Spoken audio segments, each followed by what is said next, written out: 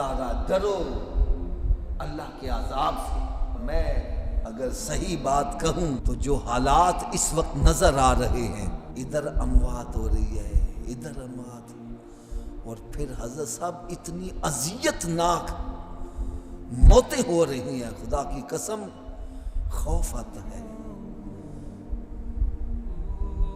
اتنی اذیتیں مل رہی ہیں کہ آپ اپنے مریض کو لے کر ہسپتالوں کے چکر لگا رہے ہو، تمہارے جیب میں پیسے بھی ہیں، کوئی مریض کو لینے کے لیے تیار نہیں۔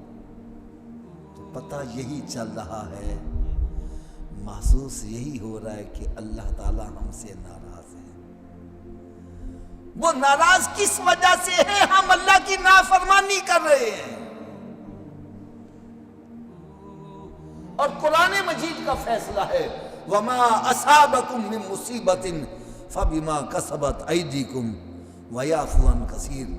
رب تعالیٰ نے قرآن مجید میں ارشاد فرمایا بندے کو جو بھی مصیبت آتی ہے اس کے اعمال کی وجہ سے آتی ہے، حالانکہ ہم بہت ساریاں ویسے ہی معاف کر دیتے ہیں۔ تو اب مصیبت رب تعالیٰ کی طرف سے آئی ہے اور ہماری بدعمالیوں کی وجہ سے آئی ہے، اور ہم کیا کر رہے ہیں؟ گھروں میں بند ہو گئے ہیں اور بیٹھ کے تاش کھیل رہے ہیں، ٹی وی لگا کے بیٹھے ہیں، فلمیں ڈرامے دیکھ رہے ہیں۔ یہ وقت گزر رہا ہے، مسجد میں نہیں آ رہے، گھروں میں بیٹھے ہوئے،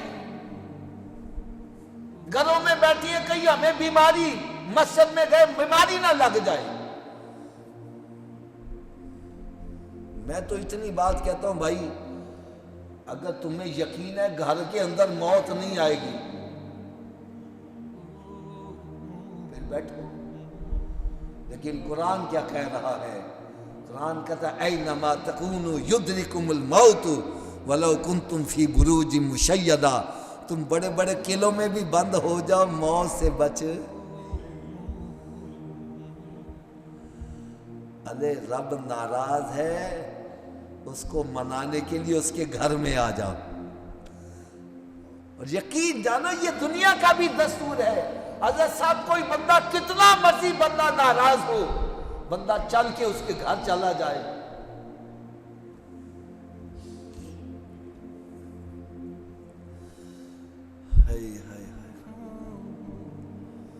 حضرت صاحب ہمارے پہلے وقتوں میں نا ہم ایک منظر دیکھا کرتے تھے، ایک منظر دیکھا کرتے تھے، اب تو وہ چیزیں ہی ختم ہو گئی نا، کہ اگر کوئی بندہ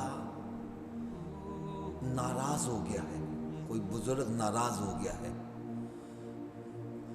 اور وہ کسی صورت مان ہی نہیں رہا، سارے بندے کہتے ہیں یار چلو چھوڑ دو یار مان جاؤ، وہ کہتا نہیں نہیں میں نے ماننا ہی نہیں ہے۔ پھر جو ناراض ہوتا تھا، جس سے ناراض ہوتا تھا، وہ اپنی پگڑی اٹھا کر اس کے قدموں میں رکھ دیتا تھا۔ کیوں نہیں حضرت صاحب ایسا ہوتا تھا نا؟ پھر کیا ہوتا تھا؟ جب پگڑی اس کے قدموں میں آ جاتی تھی تو وہ پھر جتنا مرضی ناراض کیوں نہ ہوتا وہ مان جاتا تھا۔ یعنی کیا مطلب ہے؟ میں نے اپنے سر کی عزت تیرے قدموں میں رکھ دی، اب تو تو مان جا۔